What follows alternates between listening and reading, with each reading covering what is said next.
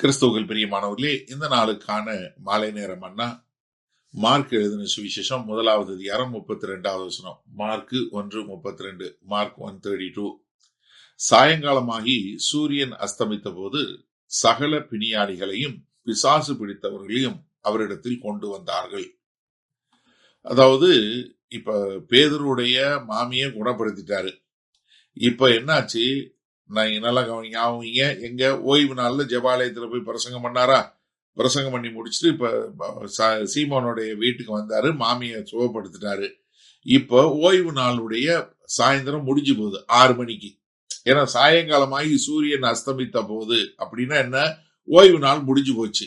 இப்ப ஓய்வு நாள் முடிஞ்ச உடனே அவங்க எவ்வளவு தூரம் நடக்கலாம், நடக்க கூடாது அப்படிங்கிற ஒரு கட்டுப்பாடு வச்சிருந்தாங்க இல்லையா?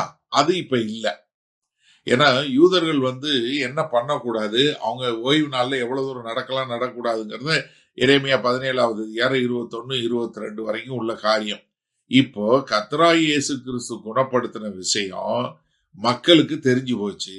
அவங்க எப்படா ஓய்வு நாள் முடியும் அப்படின்னு சொல்லி சாயங்காலமாகி சூரியன் அஸ்தமித்த உடனே மக்கள் என்ன பண்றாங்க? சகல பிணியாளிகளையும் பிசாசு பிடித்தவர்களையும் என்ன பண்றாங்க? அவங்க சகல பிணியாளிகளையும், சுகம் இல்லாதவங்க, அது தீராத வியாதி இல்ல, அவங்களுக்கு டிசபிலிட்டி என்று சொல்லக்கூடியதாக, இல்ல வலி, இல்ல வேதனை, இல்ல அவங்களால குணப்படுத்த முடியாது என்று சொல்லக்கூடிய ஒரு காரியமா இருக்கலாம்.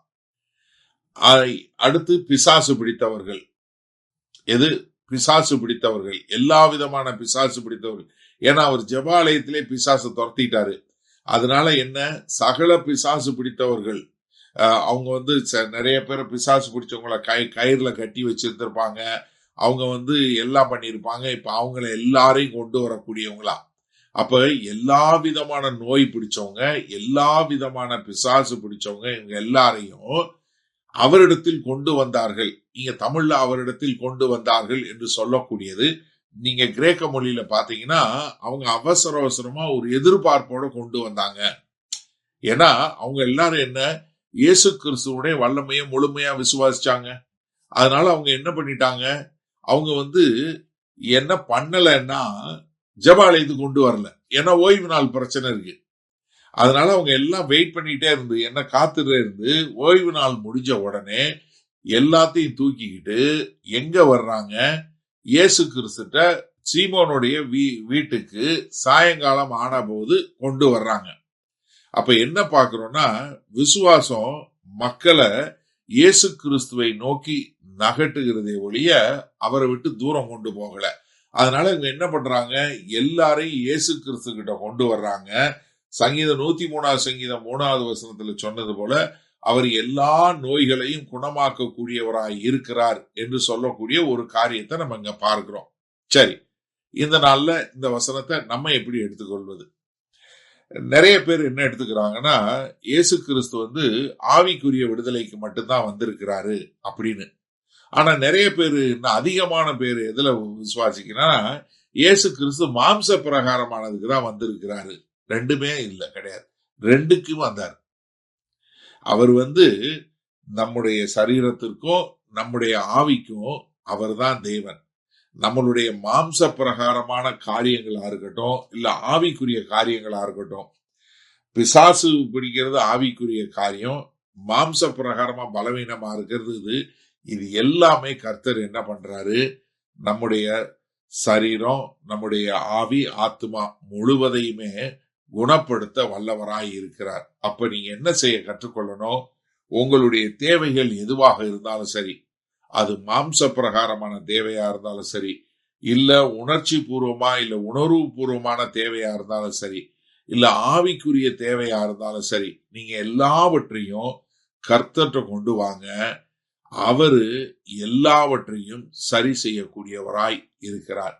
அப்ப உங்க வாழ்க்கையில அவர் செய்யும் போது அது மற்றவர்களை கர்த்தர்ட்ட கொண்டு வரும்.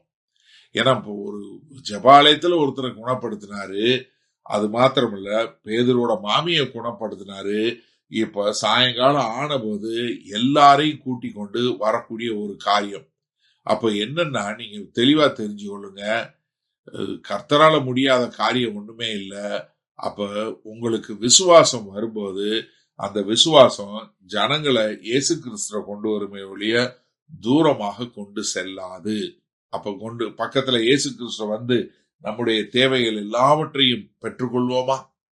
மகா கிருபையும் இரக்கம் நிறைந்த எங்கள் அன்பின் தகப்பனே, இது அந்த அருமையான நல்ல நாளுக்காய் நன்றி. இத விசுவாசம் ஜனங்களை கர்த்தரிடம் கொண்டு வந்து சேர்க்கும், தூரமாக்காது. காரணம், கர்த்தராய் இயேசு கிறிஸ்து ஆவி, ஆத்மா, சரீரம் மூன்றிற்கும் அவரே ஆண்டவராய் இருந்து எல்லாவற்றையும் நிவர்த்தி செய்யக்கூடியவராய் இருக்கிறனால எங்களுடைய எல்லா தேவைகளையும் உம்மிடத்துல கொண்டு வருகிறோம். மீட்பெரும் இரட்சகருமாகிய இயேசு கிறிஸ்துவின் மூலம் ஜெபிக்கிறோம் வல்ல பிதாவே, ஆமேன். கர்த்தர் உங்களை ஆசீர்வதிப்பாராக. நாம் நாளை காலை தினசரி தியானத்துல சந்திப்போம். Good night.